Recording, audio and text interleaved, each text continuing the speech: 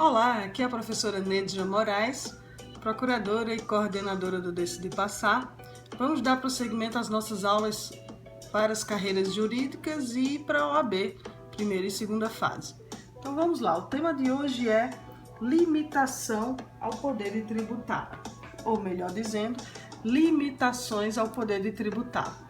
Esse tema, como eu já falei em aulas anteriores, está previsto expressamente na Constituição Federal, a partir do artigo 150 ao 152.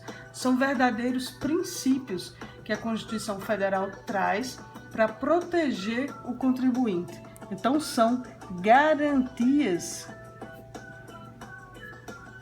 ao contribuinte.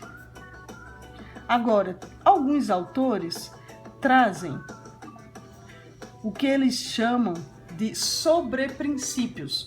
São aqueles princípios que não estão expressos na Constituição Federal. E quanto mais alto o nível de prova que você for fazer ou concorrer, mais você tem que saber sobre esses detalhes. Eu vou dar apenas uma passada rápida para você ter noção. Esses sobreprincípios são muito bem tratados pelo professor Paulo de Barros. Eu vou trazer aqui exatamente o que ele traz. Então, ele aponta como sobreprincípios, o primeiro deles, a segurança jurídica. Isso na área tributária é decisiva. O contribuinte tem que saber com antecedência o que é que ele tem de responsabilidades tributárias a cumprir, para que ele possa escolher suas atividades, escolher o que vai fazer. Então, a questão da segurança jurídica é exatamente aquele aspecto de legalidade, de ter uma lei expressa tratando da questão tributária, da anterioridade, que essa lei seja anterior ao exercício da sua atividade, a questão da igualdade e também da irretroatividade das leis. Então, com esses aspectos, estão aí assegurados, segundo o professor Paulo de Barros, a questão da segurança jurídica tão importante para a área tributária. Um outro aspecto também de maior importância é a questão da certeza do direito. Aqui, o professor destaca o aspecto de previsibilidade e alguns autores chegam a chamar esse aspecto da não surpresa. Também o aspecto da legalidade, de lei prévia, da impossibilidade de retroatividade, todos esses aspectos que o contribuinte precisa ter para desenvolver suas atividades. Também, como sobreprincípio, o professor Paulo de Barros destaca a igualdade, aquela máxima de igualdade prevista desde o artigo 5º caput da Constituição Federal, que as pessoas na mesma situação sejam tratadas de forma iguais. E esse princípio também está expresso na Constituição, nós vamos ver no momento próprio. O professor também destaca o princípio da liberdade. Liberdade tido como direito fundamental de exercer qualquer ofício ou profissão, direito de se associar, nos termos da lei, obviamente. E, por fim, o primado da justiça. O professor Paulo de Barros destaca que vamos dizer assim, a diretriz suprema da justiça está prevista para o nosso ordenamento jurídico desde o preâmbulo da Constituição. Então, esses são os sobreprincípios implícitos no nosso ordenamento jurídico que impactam também a atividade tributária do Estado. Então, vamos lá. Seguindo, então, o nosso estudo dos princípios expressos na Constituição, nós temos no artigo 150, inciso 1, o princípio da legalidade. Da legalidade que diz: sem prejuízo de outras garantias asseguradas ao contribuinte, é vedado à União, aos Estados, ao Distrito Federal e aos municípios exigir ou aumentar tributo sem lei que o estabeleça. Muito bem, no inciso 2 do artigo 150, nós temos o princípio da igualdade tributária, que diz: é vedado aos entes federados instituir tratamento desigual entre contribuintes que se encontrem em situação equivalente, proibida qualquer distinção em razão de ocupação profissional ou função por eles exercida, independentemente da denominação jurídica dos rendimentos, títulos ou direitos. Muito bem. Detalhando mais um pouco, a nossa Constituição traz os aspectos de aplicação da lei no tempo e veda. No artigo 150, inciso 3, letra A, veda a retroatividade, dizendo assim: sem prejuízo de outras garantias asseguradas ao contribuinte, é vedado à União, aos Estados, ao Distrito Federal e aos municípios cobrar tributos em relação a fatos geradores ocorridos antes do início da vigência da lei que os houver instituído ou aumentado. Esse é o princípio da irretroatividade da lei tributária.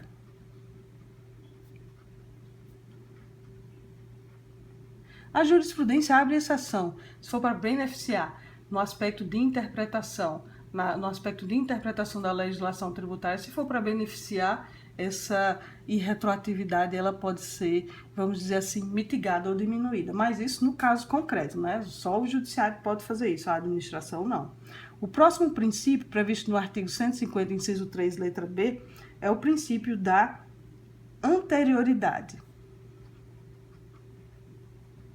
Anterioridade da lei tributária, que significa que é vedado à União, Estado, Distrito Federal e município cobrar tributo no mesmo exercício financeiro em que haja sido publicada a lei que os instituiu ou aumentou. Ou seja, um princípio para atender, um tributo para atender o princípio da anterioridade, editado ele em um ano, ele só passa a ser devido a partir do ano seguinte. Mas existem algumas exceções e nós vamos destacar desde já, em relação ao princípio da anterioridade, a própria Constituição aponta essas exceções, o empréstimo compulsório em caso de guerra externa ou sua iminência, como exceção também à anterioridade, o imposto de importação, exportação, imposto de renda e IOF, que são impostos da União, também o imposto extraordinário de guerra, que também é da União, previsto na Constituição. A União pode instituir esse imposto extraordinário em caso de guerra, mas nós não tivemos ainda nenhum caso, pelo menos sob a Constituição de 1988, de impostos dessa natureza. Muito bem, então essas são as exceções ao princípio da anterioridade. O artigo 150, inciso 3, letra C, traz o princípio da anterioridade nonagesimal, que abre um período de proteção para o contribuinte de apenas 90 dias, por isso o nome nonagesimal. Diz o seguinte: sem prejuízo de outras garantias, é vedado à União, Estado, Distrito Federal e municípios cobrar tributos antes de decorridos 90 dias da data em que haja sido publicada a lei que os instituiu ou aumentou, observado o disposto na linha B. Veja, instituiu ou aumentou, então pode haver diminuição de tributo também. Aqui é a anterioridade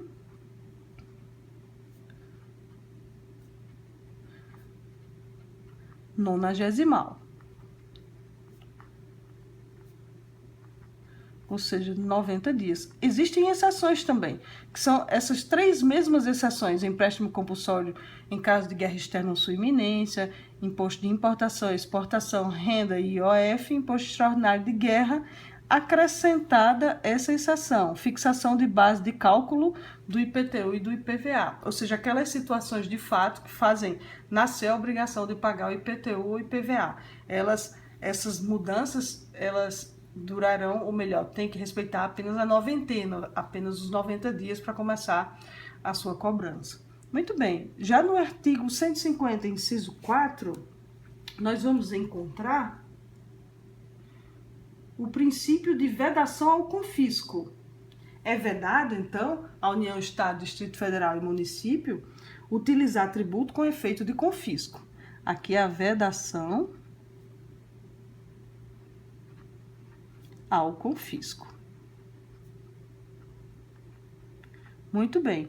O outro aspecto previsto como limitação ao poder de tributar, no artigo 150, inciso 5º, a vedação à liberdade de tráfego. Lembra que o professor Paulo de Barros falou em liberdade? Liberdade de tráfego por meio de tributos. O que é que diz esse dispositivo? É vedado à União, Estado, Distrito Federal e municípios estabelecer limitações ao tráfego de pessoas ou bens por meio de tributos interestaduais ou intermunicipais, ressalvada a cobrança de pedágio pela utilização das vias conservadas pelo poder público. Muito bem, então, dando prosseguimento ao nosso entendimento sobre os tributos, essas limitações ao poder de tributar, No inciso 6, você vai encontrar diversas imunidades. As imunidades nós vamos tratar em uma aula própria, porque tem muitos detalhes e é bom ver com calma a noção de imunidade, sua distinção com isenção, os tipos de imunidades e suas exceções. Muito bem. No artigo 150, parágrafo 5º, a Constituição Federal traz expressamente a necessidade da edição de uma lei que esclareça a incidência de tributos para os contribuintes. Lembra que quando você recebe uma nota fiscal hoje em dia, está lá discriminado quanto de tributo você está pagando sobre a sua nota fiscal? Então, é em decorrência dessa lei, essa lei de esclarecimento sobre os tributos pagos nas operações. Muito bem, já o artigo 150, parágrafo 6º, você vai encontrar algumas vedações específicas em relação aos tributos. A Fazenda Pública, a Fazenda Nacional, o órgão que eu trabalho, utiliza muito esse dispositivo para defender algumas atividades e evitar isenções indevidas.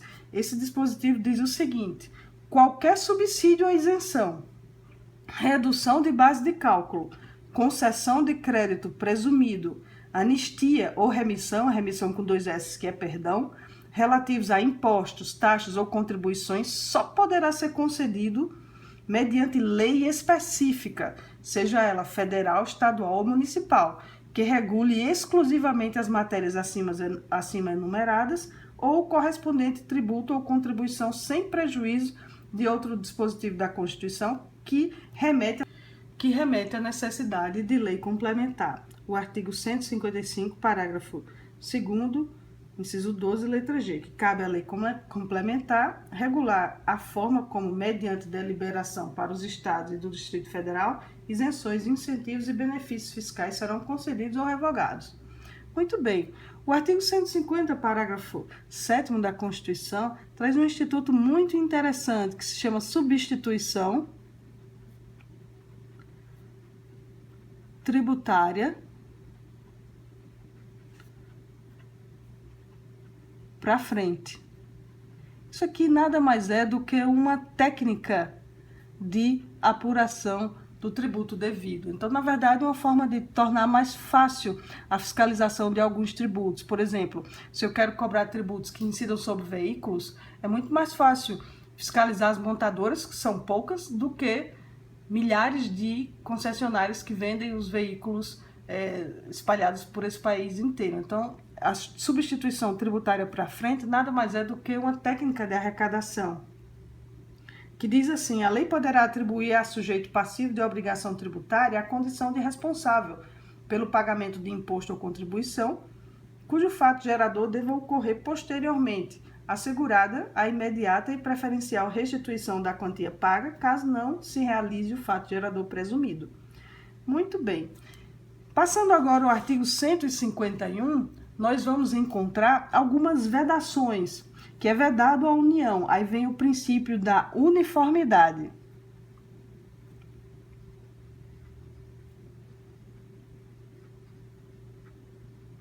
É vedado à União instituir tributo que não seja uniforme em todo o território nacional ou que implique distinção ou preferência em relação ao Estado, ao Distrito Federal ou ao município, em detrimento de outro, admitida a concessão de incentivos fiscais destinados a promover o equilíbrio do desenvolvimento socioeconômico entre as diferentes regiões do país. Muito bem.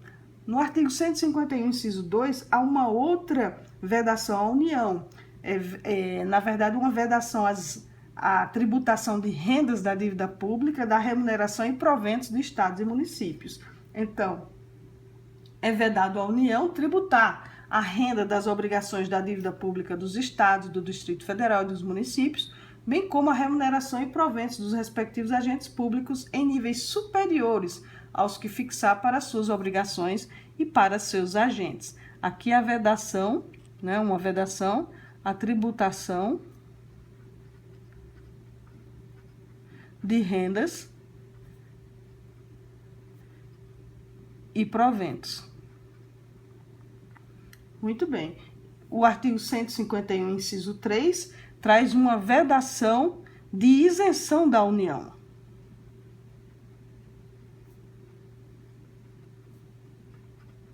Essa vedação de isenção diz o seguinte: é vedado à União instituir isenções de tributos da competência dos estados, do Distrito Federal ou dos municípios. E agora, o artigo 152 traz o princípio da não diferenciação tributária.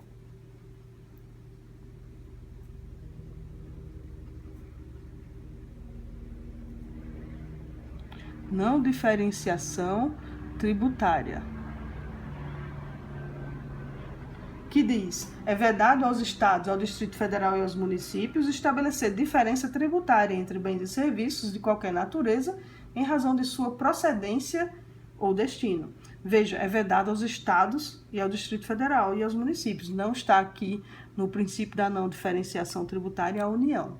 Muito bem, com isso você viu de uma forma dinâmica as limitações ao poder de tributar. Eu te coloco como tarefa estudar especificamente o artigo 150 a 152 da Constituição, prestando muita atenção a esses dispositivos e acompanhar com uma boa doutrina. Assim você vai dominar com segurança esse tema e se preparar para as suas questões de prova. Ok? Então, vejo você numa próxima aula. Até lá!